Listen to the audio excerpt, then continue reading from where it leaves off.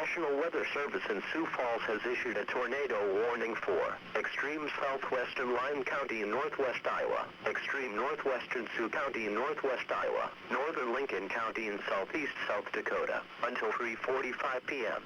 At 3:15 p.m., National Weather Service Doppler radar indicated a severe thunderstorm capable of producing a tornado 4 miles northwest of Worthing, or 12 miles south of Sioux Falls, moving southeast at 27 miles an hour. The tornado will be near Kenton around 3:35 p.m. Take cover now. If you wait to see or hear it coming, it may be too late to get to a safe place.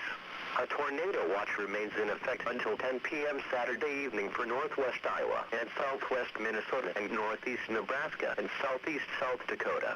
Repeating, a tornado warning has been issued until 3:45 p.m. for the following counties in Iowa, Lyon and Sioux, and Lincoln County, South Dakota.